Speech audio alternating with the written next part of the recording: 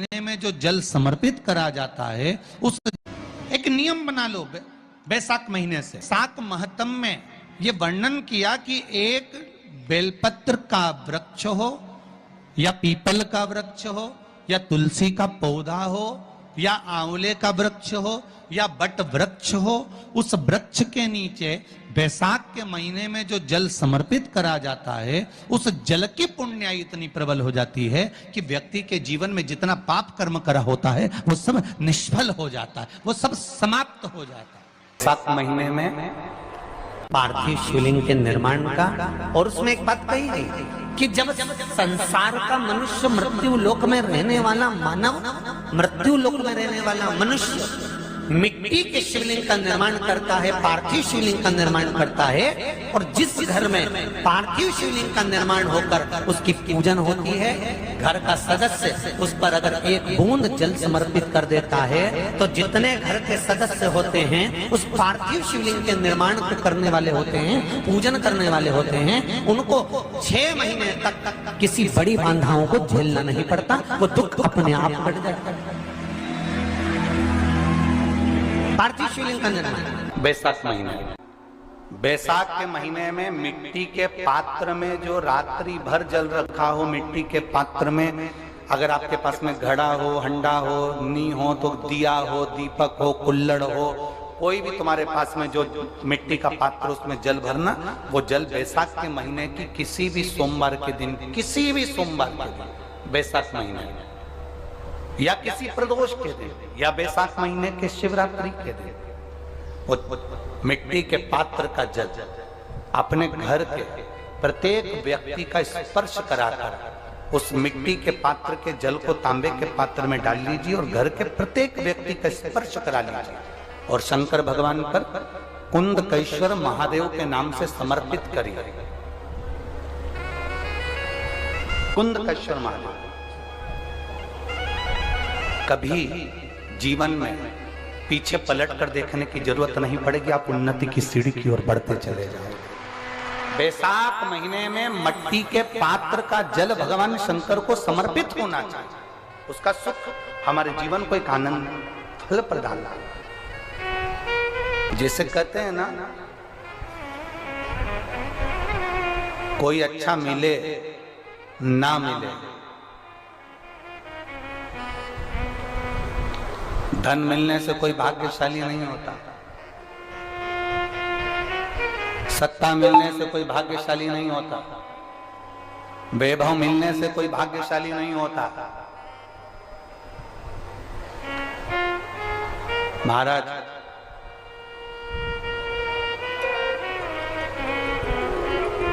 धन मिलने से कोई भाग्यशाली नहीं होता, वैभव मिलने से कोई भाग्यशाली नहीं होता, सत्ता मिलने से कोई भाग्यशाली नहीं होता, बड़ा मकान मिल जाने से कोई भाग्यशाली नहीं होता। शिव महापुराण की कथा कहती है, अगर 2 सही मिल जाएं तो तुम्हारा जीवन सफल हो जाए, एक गुरु सही मिल जाए और दूसरी घरवाली सही मिल जाए तो तुम्हारी जिंदगी स्वर्ग। दुनिया का सबसे भाग्यशाली व्यक्ति वो होता है जिसको 2 ठीक मिल गए, 2 अच्छे मिल गए, एक गुरु अच्छा मिल जाए, दूसरी जम की बोलो घरवाली अच्छी मिले। गुरु अच्छा मिलेगा तो तुम्हें स्वर्ग की सीढ़ी चढ़ा देगा और घरवाली अच्छी मिलेगी तो घर को स्वर्ग बना देगी।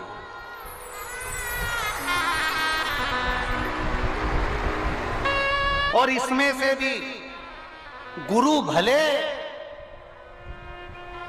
पीछे रह जाए पर जगदम्बा। बैसाख के महीने में नवमी तिथि को माता जानकी का प्रागट्य हुआ है।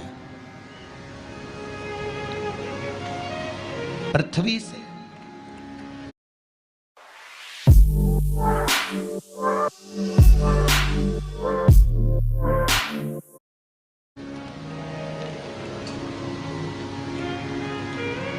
के महीने में हुआ, माता जानकी चढ़ा देगा और घरवाली अच्छी मिलेगी तो घर को स्वर्ग बना देगी।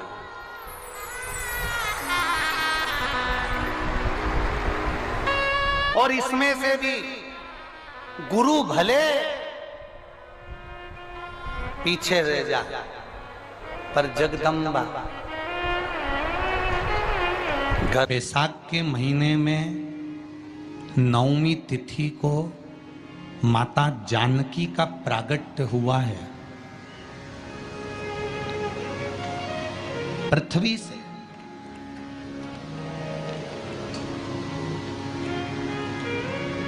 कभी एक विचार करिएगा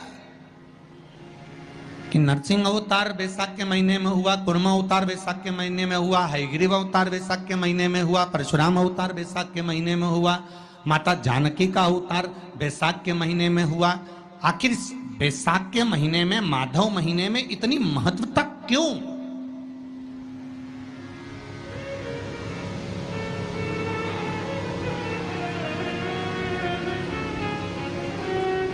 बैसाख के महीने में पड़ने वाली एकादशी, चतुर्थी, प्रदोष, अमावस्या, पूर्णिमा, शिवरात्रि, ये सभी इतनी महत्वपूर्ण क्यों हो जाती है?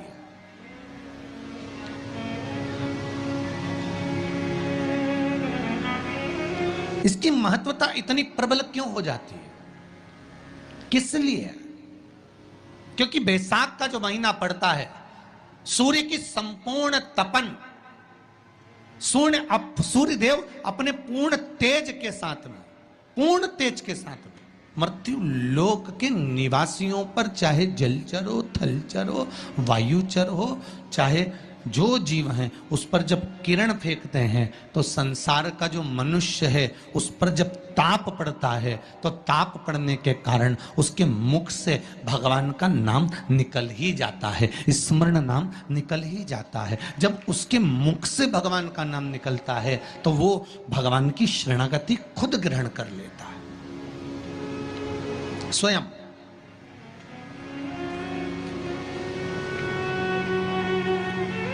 शरणागति ग्रहण कर लेना। बैसाख की पोथी पढ़ते हो आप लोग? आप में से अगर कोई पढ़ता हो बैसाख महीने की पोथी, तो उसमें एक वर्णन आता है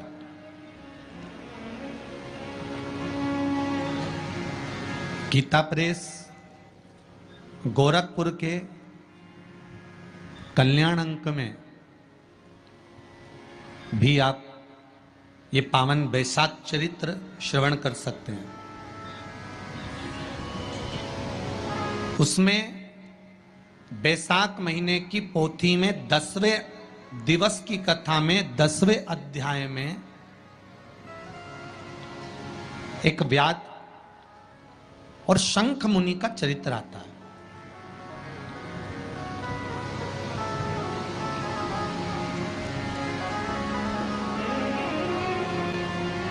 शंख मुनि एक बार निकलकर भगवान शंकर के मंदिर में जल समर्पित करने के लिए जा रहे थे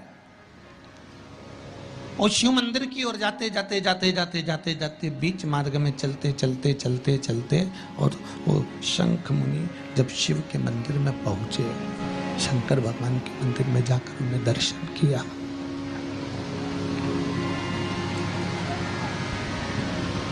जल का पात्र उठाया और वो जल का पात्र उठाकर जब भगवान शिव को समर्पित कर रहे थे तो उसी समय जल का पात्र उठाकर जब शंकर भगवान को समर्पित करा गया और शंख मुनि निकलकर जब बाहर आ रहे थे, आते आते शंख मुनि के मन में एक भाव उत्पन्न हो गया कि जब हम भगवान शिव को कुछ वस्तु समर्पित करते हैं तो उसका फल, उसका पुण्य फल हमें कितने समय में प्राप्त होता है। ये शंख मुनि के मन में एक विचार जागृत हो गया, शंख मुनि के मन में एक भाव जागृत हो गया। एक लोटा पानी जो भगवान शंकर को समर्पित करता है, मरने के बाद तुम्हारी औलाद तुम्हारा किसी पवित्र नदी में तर्पण करे ना करे, तुम्हारा शिव को दिया हुआ जल तुम्हारे खाते में पहुंच जाता। आपने जो शंकर भगवान को 1 लोटा जल दिया है, शिव जी को 1 लोटा पानी चढ़ाया, शंकर भगवान को 1 लोटा जल समर्पित करा है, शंकर भगवान को 1 लोटा जल अगर आपने दिया है तो वो आपके खाते में पहुंचेगा जरूर। ये निश्चित है, पक्का है।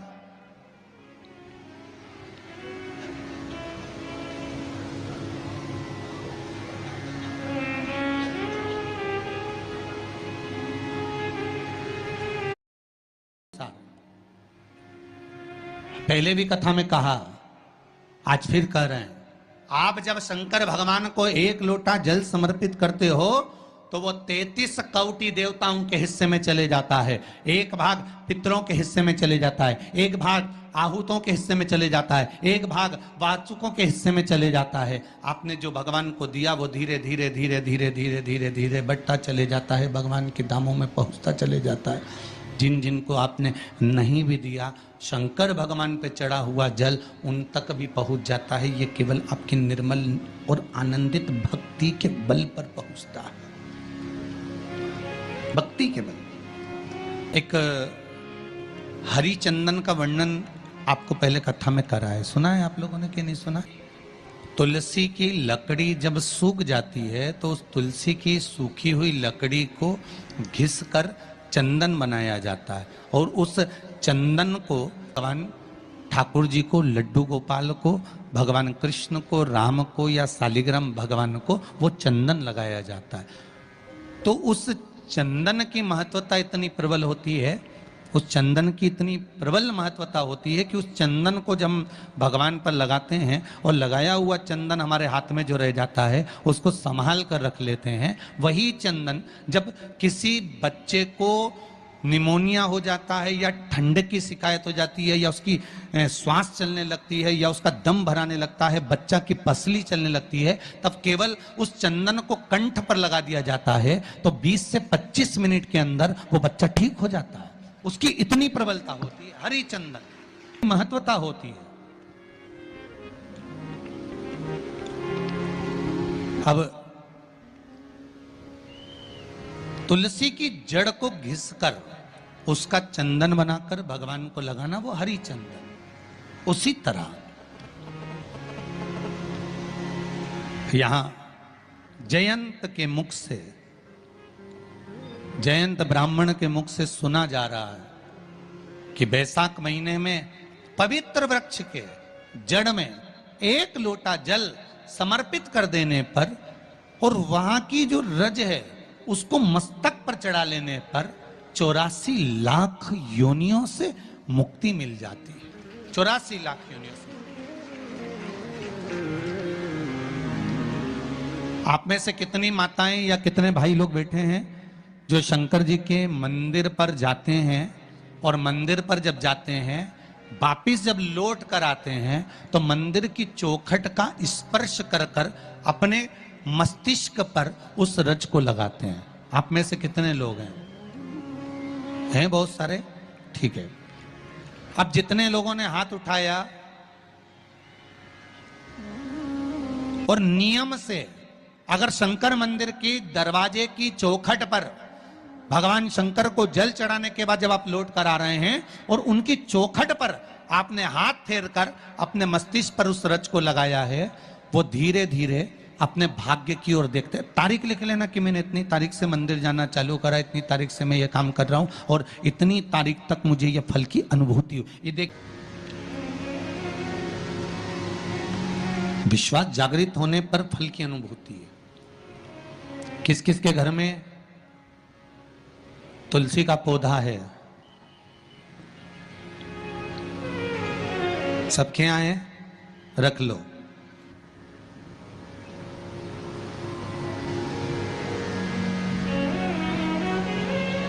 कहाँ लगा है? घर के अंदर कि घर के बाहर? घर के बाहर, ठीक है।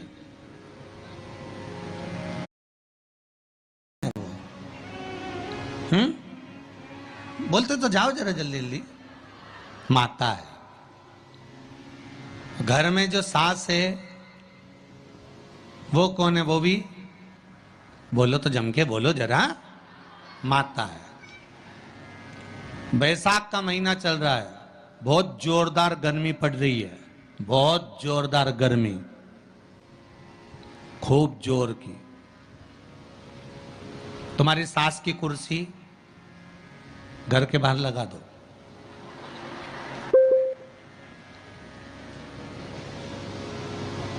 कितने घंटे बैठ सकती है वो?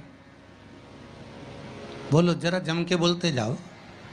यहां विश्वास की कथा, श्रद्धा की कथा चल रही है, कथा चल रही है, भाव और श्रद्धा की कथा चल रही है। कितने घंटे बैठेगी वो? अरे 1 घंटा भी जाने दो रिजी जी, 15 मिनट ऐसी चिलचिलाती हुई धूप में वो बैठ जाए, बहुत कठिन बात, बहुत कठिन।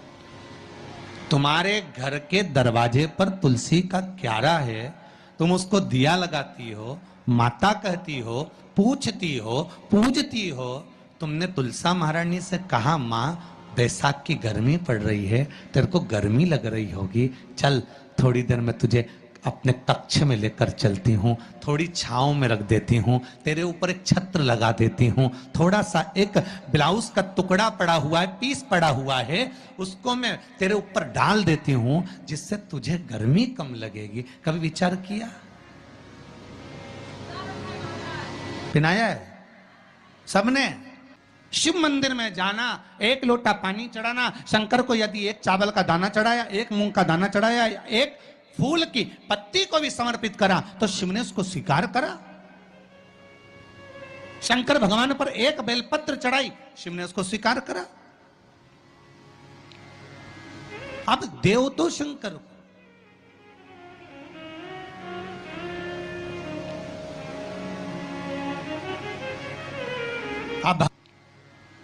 अब देव तो शंकर को,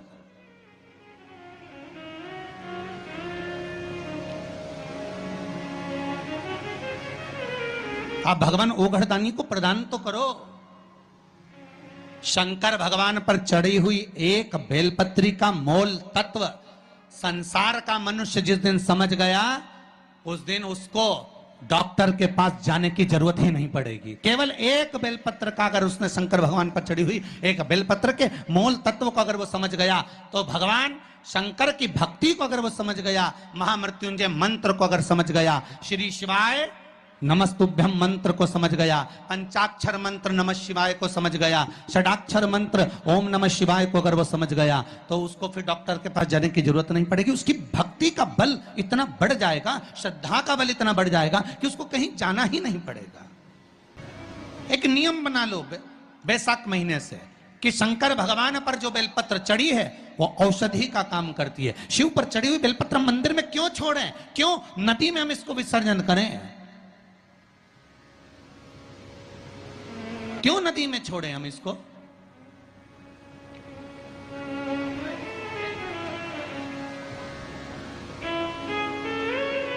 उसको उठा लाए, उसका प्रयोग करा, खाया, और उसका जो फल हमें मिला वो जीवन का सुख। हम तो ब्राह्मणों से भी कहेंगे, जितने ब्राह्मण जन शंकर भगवान के मंदिर में पूजन करते हैं, जितने विप्र जन भगवान शिव के मंदिर में पूजन करते हैं, उनको करबद्ध निवेदन, उनके चरणों को प्रणाम कर कर, उनके चरणों को नमन कर कर, उन ब्राह्मणों के चरणों को नमन कर कर निवेदन करूंगा कि आप शंकर जी के मंदिर में कोई प्रसाद बांटो ना बांटो, जो बेलपत्र शंकर जी के मंदिर में चढ़ती है, उस बेलपत्र को उठाकर धूप में डाल दो, सुखा लो, पीस लो, और पीसने के बाद उसकी पुड़िया बना लो, उस पुड़िया को प्रसाद के रूप में देना चालू कर दो कि ये खाना चालू करो। किडनी, लीवर, शुगर, बीपी सब धीरे धीरे धीरे धीरे समाप्त होने लगेगा। तुम करो तो। वो बेलपत्र ना तो किसी नदी में विसर्जन करने की जरूरत है और ना कहीं फेंकने की जरूरत है।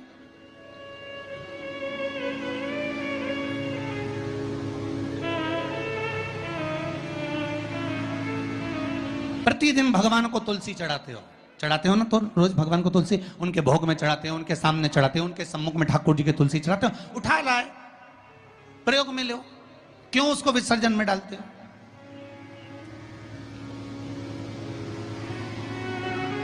जो विसर्जन के लायक है उसका विसर्जन करो, और विसर्जन भी कहां करो? क्षिप्रा, गंगा, नर्मदा, सरयू, या आपके क्षेत्र की कोई पवित्र नदी है, उस नदी में ले जाकर कोई निर्माल्य वस्तुएं मत पटको। आज वैसे ही इस पृथ्वी पर जल स्तर गिरते जा रहा है, उस पवित्र जल को हमें संजोना है। जो निर्माल्य की वस्तु मिले, एकांत में किसी खेत में उसको एक खड्डे में डालकर इकट्ठा करो। जब उसकी खाद बन जाए तो जिस खेत में उसको डालोगे भगवान के प्रसाद को, वो खेत भी उज्जवल आनंद सुख प्रदान करेगा और कुछ ना कुछ अच्छा देना प्रारंभ करेगा। क्यों किसी पवित्र नदी को हम नष्ट कर रहे हैं? क्यों गंगा को हम कचरा डालकर नष्ट करें? क्यों यमुना को, सरयू को, क्षिप्रा को हम नष्ट करें? हम उसको शुद्ध बनाने का प्रयास करें, हम उसको निर्मल बनाने का प्रयास करें। अपने गांव में, नगर में जो तालाब, जो बावड़ी, जो कुएं हैं, उनको हम निर्मल बनाने का प्रयास करें, शुद्ध बनाइए। साहिबा, I love your cricket commentary. ये 300K फॉलोअर्स वाले लोगों के भाव कितने बढ़ गए आजकल। 300 होने पे तो भाव